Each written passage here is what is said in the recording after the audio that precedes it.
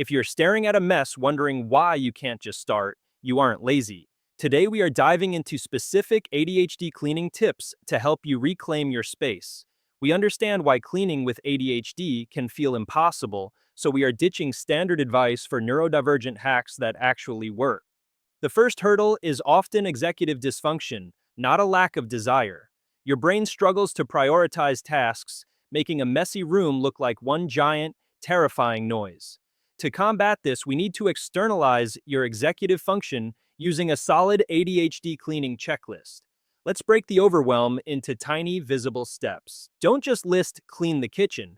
That is too vague. Your checklist must be granular. Write put away dishes, wipe counter, and sweep floor as separate items. Crossing off these micro tasks releases dopamine, which is the fuel your brain desperately needs to keep going. This is essential for cleaning with ADHD. Next, let's talk about the ADHD cleaning schedule. Neurotypical weekly routines often fail us. Instead, try task chaining. Link a cleaning habit to something you already do. For example, wipe the bathroom sink immediately after brushing your teeth. If the cleaning supplies are hidden, you will forget, so keep them visible. Object permanence is a real struggle. If you can't see it, it doesn't exist. One of the best ADHD cleaning hacks is using open storage or clear bins. Remove friction by placing a trash can in every single room. If you have to walk to the kitchen to throw something away, you probably won't do it. If you feel paralyzed, use the body doubling technique. This is a pillar of ADHD cleaning motivation.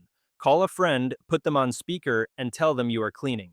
Just having another presence, even virtually, can anchor your attention and prevent you from wandering off to start a new project. Time blindness is another enemy of ADHD in cleaning.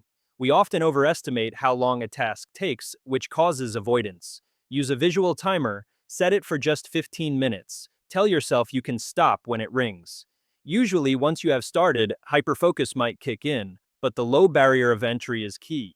Let's address the clutter cycle. ADHD cleaning and organizing often gets derailed by doom boxes, boxes where you shove random items to clear surfaces quickly. This is okay for emergency cleaning, but you must schedule time to process the box later, or it becomes a permanent clutter monument. Handle items once if possible. A unique method for ADHD hacks for cleaning is June bugging. Like a beetle hitting a window, you pick one anchor spot to clean.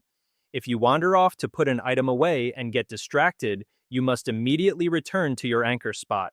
This keeps you from starting 20 tasks and finishing none.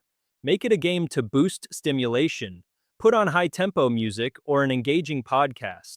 Some people wear shoes inside to tell their brain it is work time. These sensory inputs provide the baseline stimulation your brain needs to focus on the boring task of scrubbing and sorting without feeling understimulated. Finally, be kind to yourself. Your brain works differently, so your cleaning methods should too. Perfection is the enemy of done. A half-loaded dishwasher is better than a dirty sink. Use these ADHD cleaning tips to build a system that serves you, rather than shaming yourself for not being neurotypical.